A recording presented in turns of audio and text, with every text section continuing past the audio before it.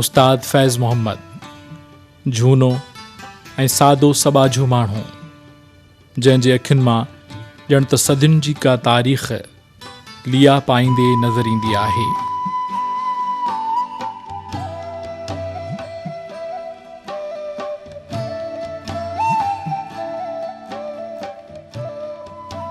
संदसि उम्र हिन वक़्तु 80 वरिया आहे, पर हू रोज़ानो शाम जो ॿनिनि तरफ़ निकिरी ईंदो आहे। गुज़िरियल 60 सालनि खां संदसि इहो मामूल पे रहियो आहे। फितरत ऐं धरतीअ सां मुहबत संदसि दिलि जे गहराइनि में समायल आहे ऐं ज़मीन तां वापसि ईंदे खेसि उस्ताद मंज़ूर अली ख़ान जो आवाज़ ॿुधण में ईंदो आहे।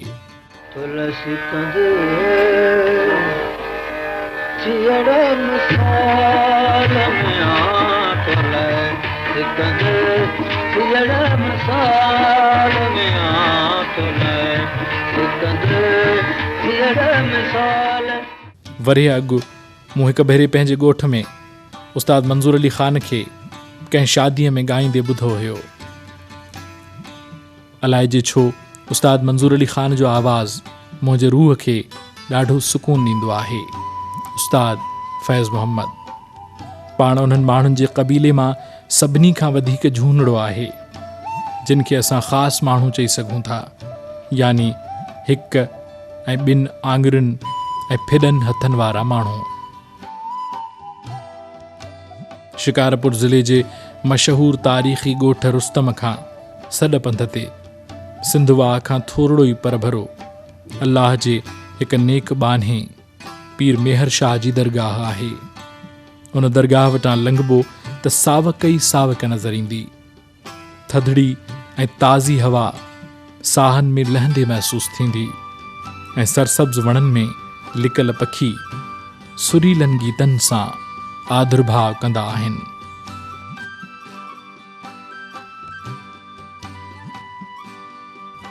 दरगाह खां थोरो ई अॻिते ॻोठ महमूद पहवार आहे, जंहिंजी हिन वक़्तु आबादी 3000 माण्हुनि ते मुश्तमिल आहे ऐं हिन ॻोठ में 150 खनि घर आहिनि।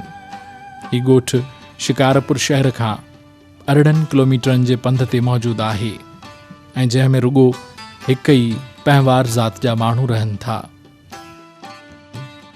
ऐं उन्हनि 3000 माण्हुनि मां 300 उहे माण्हू आहिनि जेके हथनि ऐं पेरनि जे 5 आङुरियुनि खां महरूम आहिनि, बल्कि खेनि रुॻो हिकु या 2 आङुरियूं हिकिड़े हथ में आहिनि ऐं ॿाहुनि में हथ न आहिनि। उन्हनि मां किन माण्हुनि खे त ठूंठियूं बि कोन्हनि, बसि कुल्हे खां ॿाहूं निकिरनि थियूं जेके नांग वांगुरु आहिनि ऐं उहे ॿाहूं हथनि बदिरां आङुरुनुमा गोश्त जी हिकु चोंब ते खुटनि थियूं। पर तंहिं हूंदे बि हिननि उन माज़ूरीअ खे कॾहिं बि मजबूरी नाहे सम्झो ऐं नॉर्मल ज़िंदगी गुज़ारण जी भरपूर कोशिश पई कई आहे।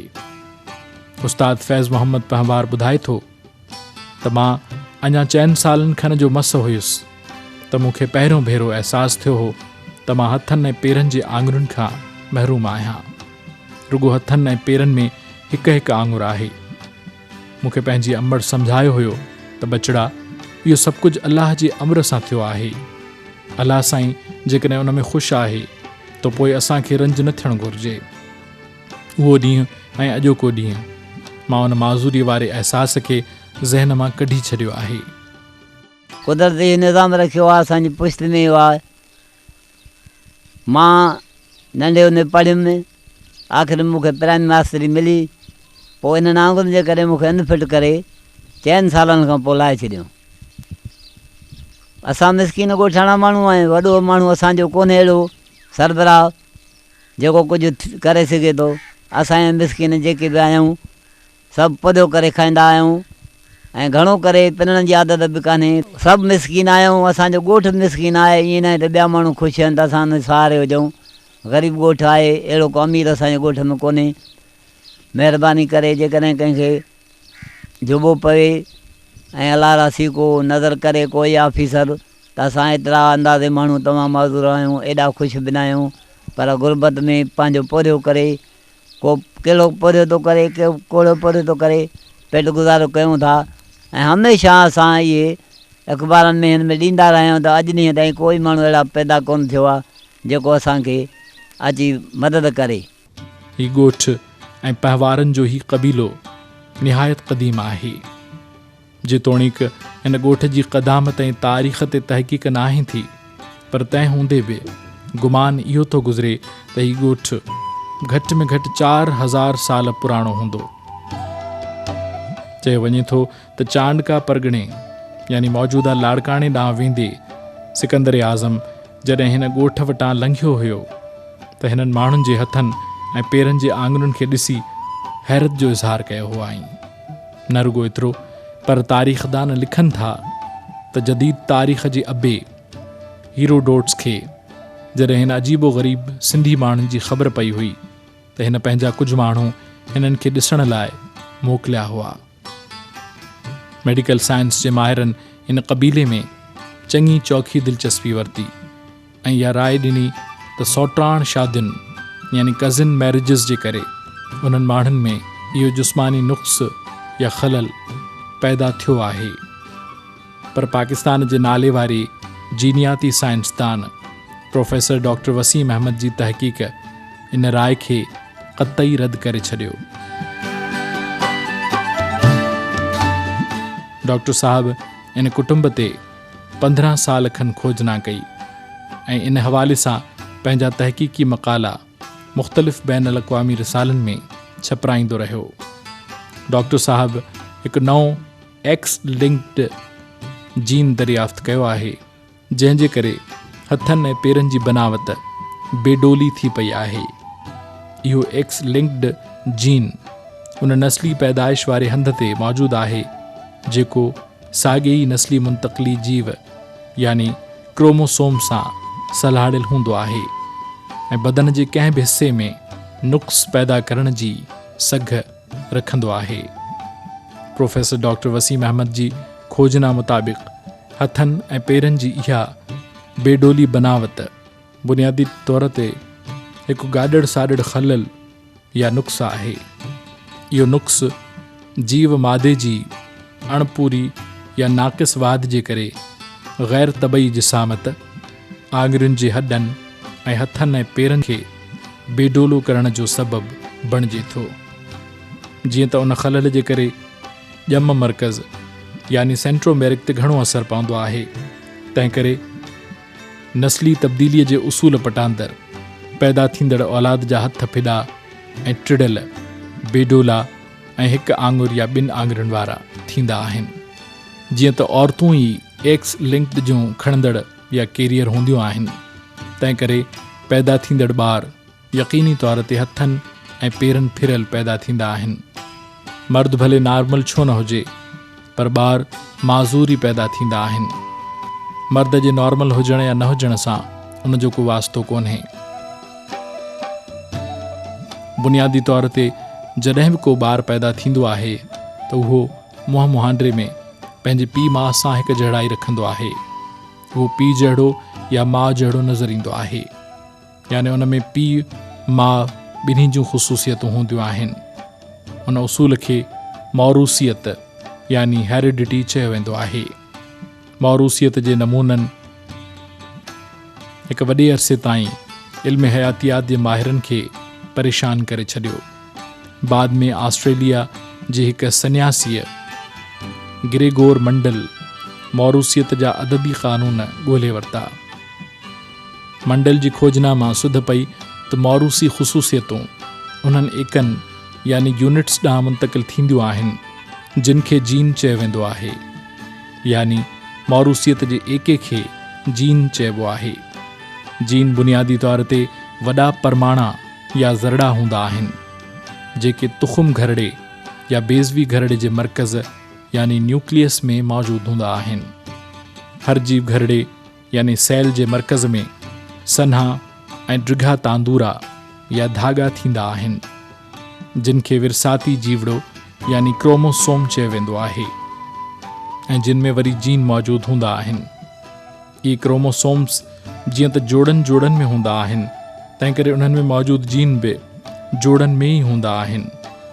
हिकु जीव घरड़े जे क्रोमोसोम्स में जीन जा 100,000 जोड़ा हूंदा आहिनि ऐं हर हिकु जोड़ो माण्हूअ जे हिक या हिक खां वधीक ख़ुसूसियतुनि खे ज़ाब्ते में रखंदो आहे, जहिड़ोकि वारनि जो रंग, जिस्म जी पूरी बनावट ऐं कद काठ वग़ैरह।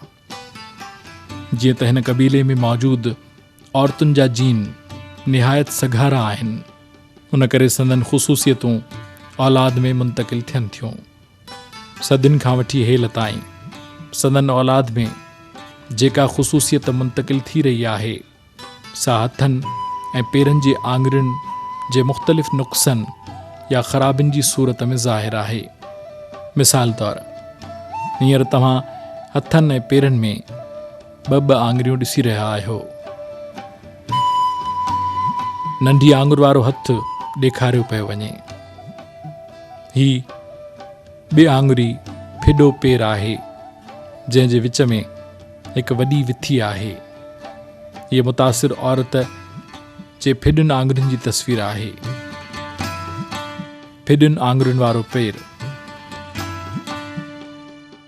मुतासिर औरतुनि जा 2 आङुरिया हथ, मर्द जा 2 आङुरिया हथ, मुतासिर औरत जी विची आङुर जी वाध ऐं मोड़ या ख़म, औरत जूं ॻंढियल आङुरियूं, मुड़ियल या टेढ़े आङूठे वारो हथु ऐं विथीरियूं ऐं ॻंढियल आङुरियूं। इन नुक़्स जे करे हथनि ऐं पेरनि जूं आङुरियूं, चंबा ऐं जोड़ सभु बेडोला, बेतरतीब ऐं टेढ़ा थी पिया आहिनि। हिन क़बीले जूं जेके बि औरतूं आहिनि तिन खे 3 या 3 खां वधीक हथनि ऐं पेरनि में आङुरियूं आहिनि। कंहिं बि औरत खे 1 या 2 आङुरियूं न आहिनि, यानी उन्हनि औरतुनि जे नुक़्स जो नमूनो मर्दनि खां घणो मुख़्तलिफ़ आहे। हीउ दुनिया जो वाहिद क़बीलो आहे जंहिंजा एॾे वॾे ॻाणाठे में माण्हू आहिनि जेके इन नुक़्स जो बुरी तरह शिकार आहिनि। हथनि ऐं पेरनि में इहा बेक़ाइदगी या बेडोलाइप इन कुटुंब में हज़ारें सालनि खां हलंदी पई अचे।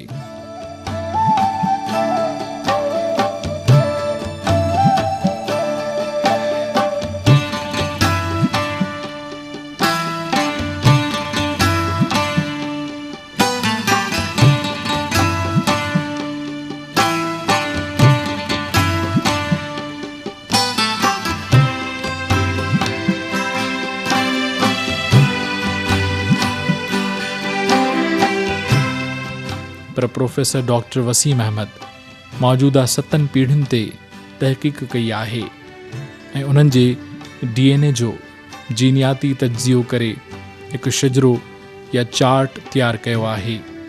इन चार्ट में चोरसा कारा निशान उन्हनि मर्दनि ऐं औरतुनि जा आहिनि जेके मुकमल तौर ते X लिंक्ड जीन में फाथल आहिनि। गोल दायरनि में भरियल अधु निशान घटि मुतासिर औरतुनि जा आहिनि। गोल दायरनि में नंढड़ो टुपको X लिंक्ड जीन खणंदड़ पर ज़ाहिरी तौर ते बचियल औरतुनि जी निशानदही करे थो।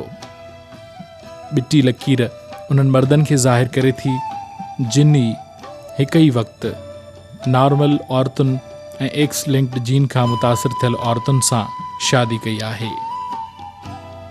इहो चार्ट ठाहिण लाइ DNA जी चकास अणटर हुई।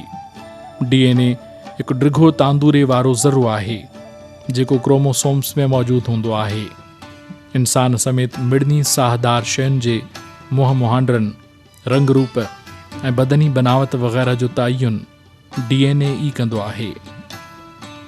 DNA क्रोमोसोम्स जो हिकु मुख्य जुज़ो आहे ऐं उन में ई जीनियाती कोड मौजूदु हूंदो आहे। DNA खे रत मां कढण लाइ रत जा नमूना वरिता वेंदा आहिनि।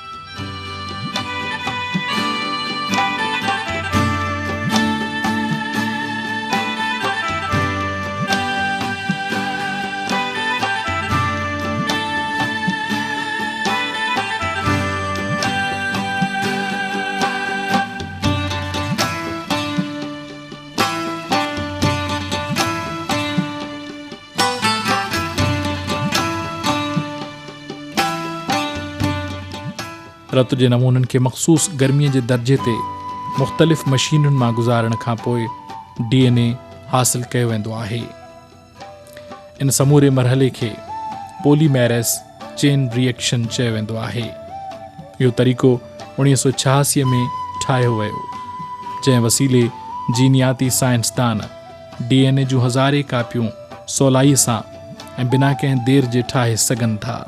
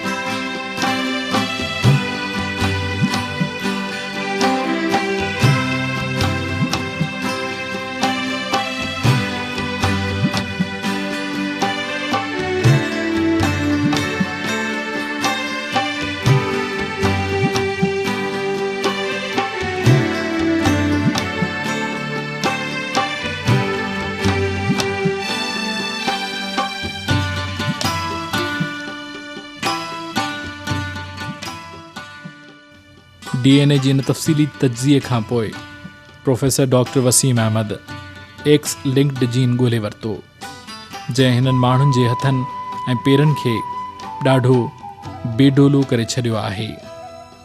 झूनो चाचो फैज़ मोहम्मद 1955 में प्राइमरी उस्ताद मुक़ररु थियो हुयो, पर सुतती पोइ अनफिट करार ॾेई खेसि नौकरीअ मां फ़ारिग़ कयो वियो। पर अॼु बि हू ॻोठ जे माण्हुनि खे ख़त पत्र या दरख़्वास्तूं वॾी ख़ुशीअ सां लिखी ॾींदो आहे। पाण पुराणे दौर जा 7 दर्जा पढ़ियलु आहे।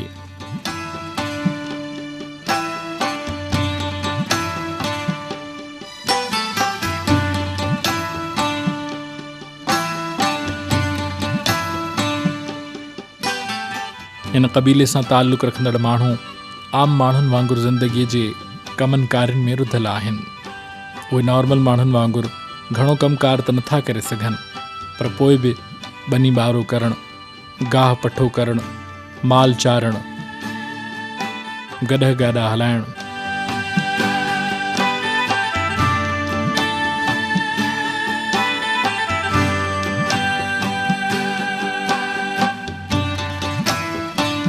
काठियूं वढणु ऐं साइकिल हलाइण जहिड़ा कम सवलाईअ सां करे सघनि था।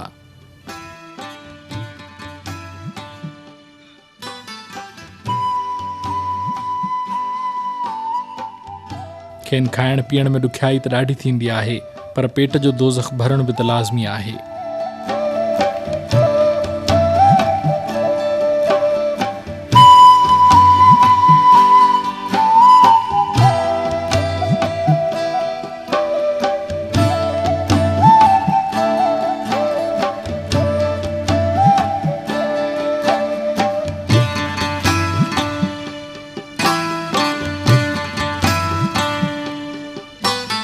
प्रोफेसर डॉक्टर वसीम अहमद जी तहक़ीक़ मुताबिक़ इहे माण्हू न रुगो जिस्मानी तौरु ॾुबरा ऐं साणा आहिनि ऐं घणो वज़न खणी कोन था सघनि, पर ज़हनी तौर ते बि इहे कमज़ोर आहिनि। ख़ासि करे संदन याददाश्त ॾाढी कमज़ोर आहे।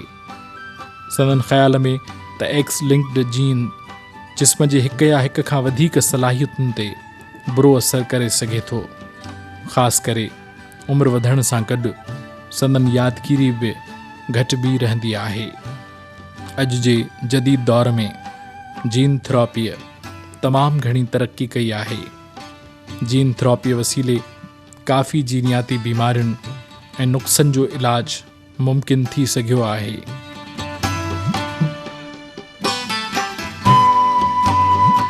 पर हिननि माण्हुनि जी इन बीमारीअ या नुक़्स जो को बि इलाज कोन्हे।